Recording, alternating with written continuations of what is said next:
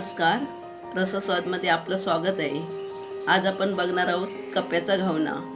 ही recipe कोकणामध्ये पारंपरिक पद्धतीने केली जाते।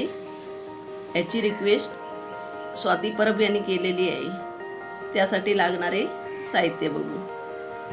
हे मी एक मोठी वाटी तांदूळ 4-5 तास भिजवून घेतलेले आहे। जे आपण जेवणाला वापरतो ते तांदूळ आपण वापरायचे। हे आपण आता मिक्सरला लावून घेणार आहोत आणि हेच वाटण मीडियम मध्ये लावायचे आहे। जास्त बारीक नाही, जास्त जाड नाही, अशा पद्धतीने मिक्सरला लावून घ्यायचे।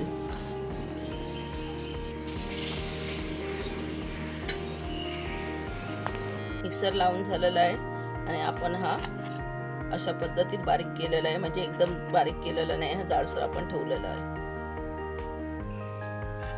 हे आपण ओतून घेऊया। थोडं थोडं पाणी आपण घालायचं, एकदम पाणी ओतायचं नाही, एकदम पातळ पण आपल्याला करायचं नाही आणि एकदम घट्ट पण ठेवायचं नाही।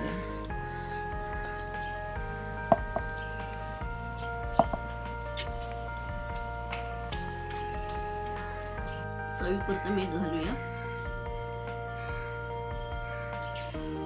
आणि आता आपण करायला घेऊया। आता आपण ह्याची घावणी करून घेऊया। पाऊण नारळ बारीक किसलेला, पाव किलो गूळ, एक छोटा चमचा वेलची पावडर, थोडंसं मीठ, गूळ मिक्स करूया।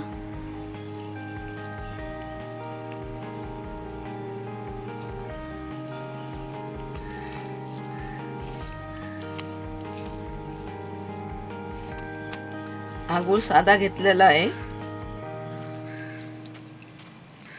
आणि असं त्याला बारीक करून घ्यायचं, म्हणजे मिक्स करायला बरं पडतं। एवढ्या प्रमाणात आपण हे पीठ हे आपण मीडियम घेतलेलं आहे, जास्त पातळ पण केलेलं नाही आणि जास्त जाड पण ठेवलं नाही। आता आपण ह्याचे घावणे करायला घेऊया।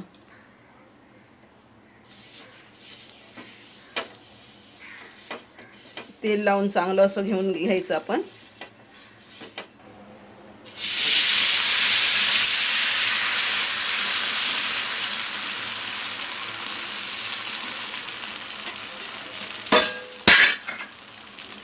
थोडा उशीर आपण 1-2 सेकंद झाकण ठेवून घेऊया। झाकण काढून घेऊया। आता आपण हे गूळ खोबरं मिक्स करून ठेवलेलं आहे ते वरती पसरून घेऊया।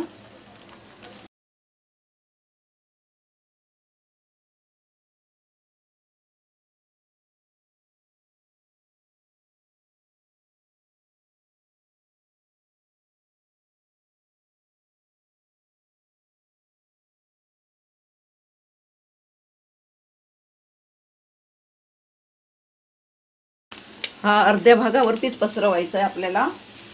आता हा आपल्याला परतायचा आहे, असा परतून घ्यायचा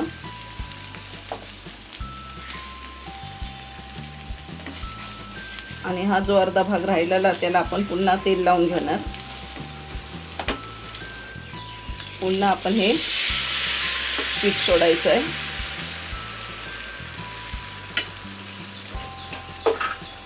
थोडा उशीर पुन्हा साधारण अर्धा मिनिट आपण झाकण ठेवूया। आता आपण झाकण काढून घेऊया। आता आपण हे पुन्हा सारण हे खोबऱ्याचं बनवलेलं आहे ते पुन्हा घालून घेऊया।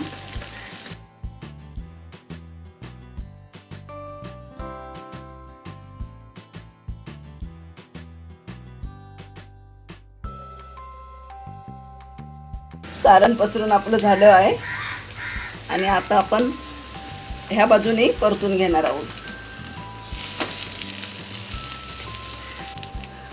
आता इकडून आपण घालून घेऊया। हे आता आपण पीठ घालून घेऊया।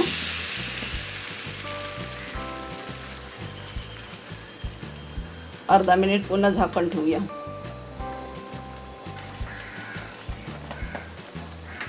झाकण काढूया। पुन्हा आपण पसरून घेऊया खोबरं।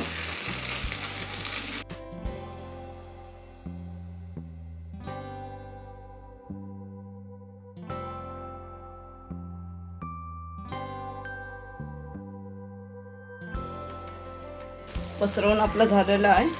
आता आपण ह्या बाजून परतून घेणार आहोत.